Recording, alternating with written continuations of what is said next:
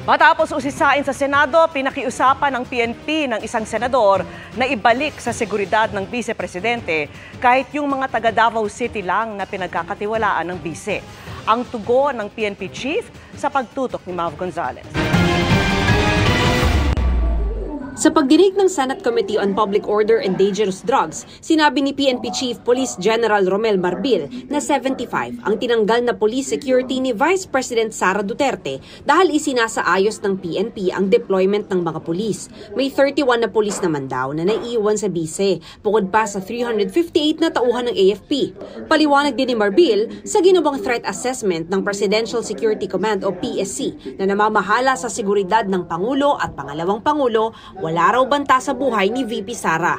Sabi ko, have to reduce based dun sa recommendation natin na wala po siyang threat. Pag-iusap ko, kahit na hindi mo na ibalik yung the same number na tinanggal mo, palitan mo lang ibalik mo lang yung mga taga Davao na palagay ang kalooban niya at tanggalin mo na lang yung hindi niya kilala. Kung pwede, balik mo.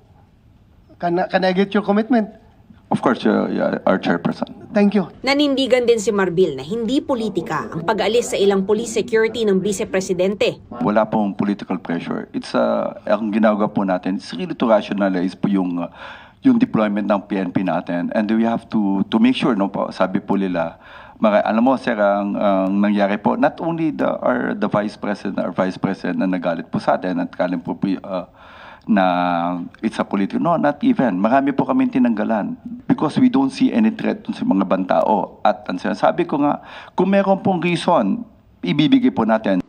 Sa pagdinig, tinanong din si Marbil, kaugnay sa pagsisilbi ng warrant laban kay Pastor Apollo Kibuloy at 5 kapwa-akusado sa iba't ibang kaso kabilang ang child abuse at qualified trafficking. We use women and children as human shields, obstructing and delaying the lawful actions of the police. Armed with bolos and other bladed weapons, male members of this group engage in violent confrontation. Nilusob ninyo kami in a horrible and terroristic way. Busloads and truckloads of men in uniform. Madaling araw, tulog pa ang iba. Tapos sasabihin pa na, ginawa naming shield ang men at mga bata doon. It's not, we are shielding our property. We're just executing our rights to defend our property. Pero sabi ni Marbil, hindi umano lumaban ang mga pulis kahit noong i-water cannon sila ng mga taga-suporta ni Kibuloy. Bakit tinitira nyo ng tubig yung mga pulis?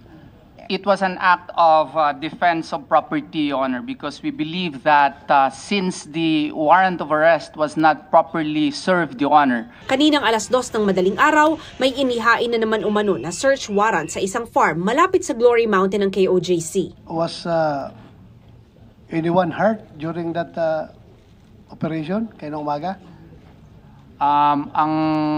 Ang amin lang pong nakuha na information through our co-counsel there is tinutukan ng baril at kinunan ng cellphone kaya hindi nakatawag po sa amin. I assure, as a Chief PNP, that we will assure you na isurrender nyo lang po si Apollo Kibuloy, 100% and the 4 others. Nandito po kami and you will see na we follow the rules, human rights. Dito lang po kayo makita na we follow po ang human rights. We assure you po.